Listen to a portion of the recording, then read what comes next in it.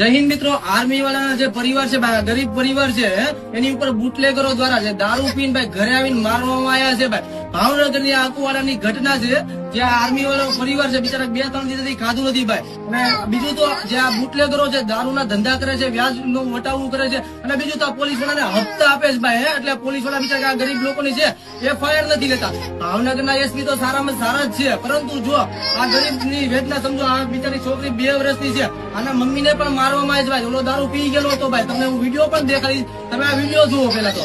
આ વિડીયો છે જે દારૂ પીધેલો છે, નશામાં છે, ખુલ્લા ટી-શર્ટ પહેરી ઘરમાં આવીને મારવા મળે છે ભાઈ. જયારે ઓલા આર્મી વાળાના પરિવારના 2 છોકરા છે, બંને છોકરાઓ છે એ આર્મી ઉપર સરહદ ઉપર છે, દેશની સુરક્ષા માટે છે. તો પોલીસ સેવા સુરક્ષા માટે છે ભાઈ.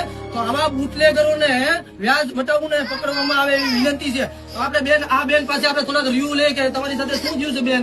અમને સાહેબ અહીંયા અમારા ઘરે ઠેઠ આવીને મારા જેઠાણીને મારવા માંડ્યા અને ઓલું કરવા માંડ્યા. ધરપકડ બધી મન ફાવે એમ ગાળું બોલવા માંડ્યો એટલે. અને આ છોકરી અત્યારે વેચતું નથી ને એના મમ્મીને મારીને ઉપર જતા એક લઈ ગયા છે જેલમાં. આપણે બેન તમે બોલજો ને થોડુંક, તમારી મમ્મીને કઈ રીતે લઈ ગયા છે? મારા મમ્મીને વાળ પકડીને માર્યા. અને મમ્મીને પણ વાળ પકડીને મારવામાં આવે. વિચાર કરો, એ ખુલ્લા ટી-શર્ટમાં હતો પેલા તો. અને એ રીતનો કોઈ ગણિત નો કે કાયદા પ્રમાણે. અને બીજું તો પોલીસ સેવા સુરક્ષા શાંતિ માટે છે, તો લેડીઝ પોલીસ પકડવા આવે. પરંતુ આ લોકો પોલીસ વાળા પકડવા આવ્યા હતા, લેડીઝ પોલીસ નહોતી. એટલે આની ઉપર સખત કાર્યવાહી કરવામાં આવે. અને બીજું તો જો કદાચ આનો નિયમ અમને આ લોકોનો ન્યાય નહીં આપવામાં આવે તો ભાવનગરમાં જેટલા આર્મીની તૈયારી કરતા વિદ્યાર્થીઓ છે, આર્મી લવર છે ભાઈ, જેટલા આર્મીમાં જે લોકો રિટાયરમેન્ટ છે, બધા આંદોલન ઉપર ઉતરીશું. બરાબર. બાકી જય હિન્દ, જય ભારત.